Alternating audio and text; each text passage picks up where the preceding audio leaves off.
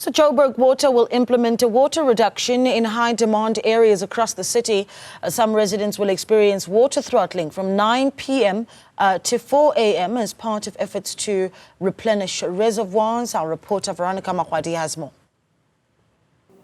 While home to more than 5 million people and counting, the water demand in Johannesburg is far outstripping supply.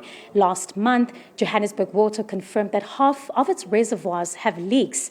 Adding to this, thousands of households across the metro are battling dry taps for weeks on end, while many are saying that Joburg Water's system is on the brink of collapse once again. I'm now joined by Dr. Adams just to give us a bit of an update, essentially, of how the network currently looks at this moment.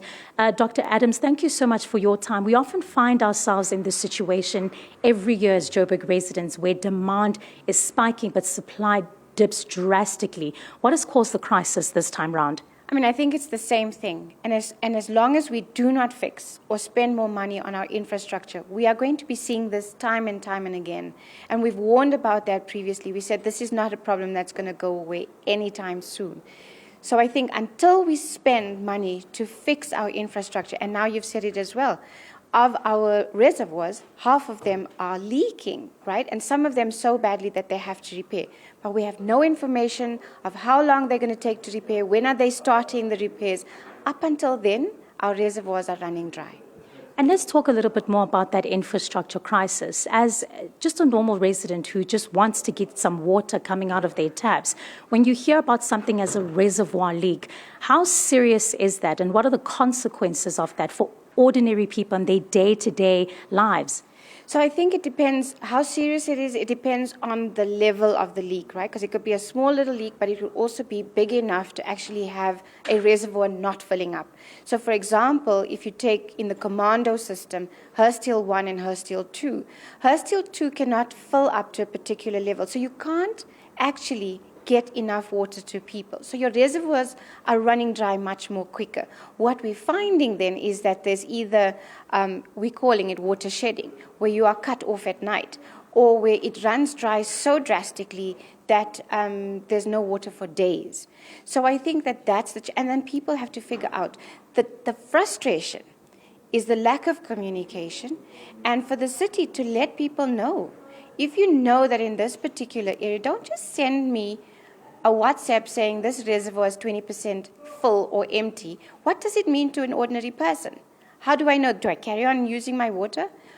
Where's the communication? They need to give us better communication. They need to say to us, on this day, at this time, we will be shutting down because we need to fill up the reservoirs. That's not happening. So while I said, yes, it's an infrastructural issue, I also think that the people in the key positions, the city of Joburg, etc., need to also own up to some of the confusion we're experiencing on the ground. And we're saying to government, let's not get to a point where City Power is now, or Eskom saying we are going to cut you off because you have not paid your bills. Let's pay directly to where to Joburg Water, to Rand Water, so that they can actually do the work that they need to do. Joburg Water as an entity is also a confusing one, right? Because they are not exactly government, but they're not private. So all the funds but they also have the same, all the funds that they raise goes directly to the municipality. So they have no say over how they spend that money. And I think that's part of the issue, is there needs to be better kind of controls and checks, because with the 1 billion rand that Joburg Water is getting just to fix pipes and infrastructure, we will be in this for 10 years. And the longer we allow our infrastructure to deteriorate, the harder it is going to be to fix it. So to them, to the minister, it's about time.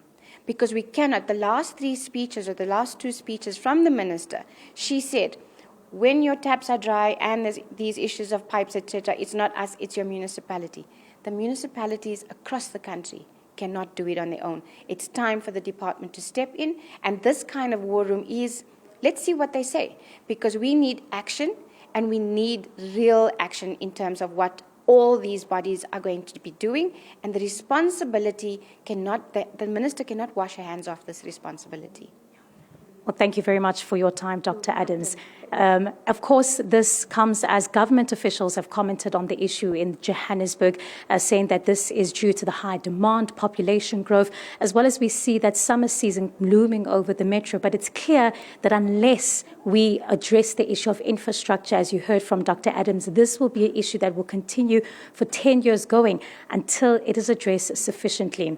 For Newzroom Afrika on Channel 405, I'm Veronica Makhoali in Johannesburg.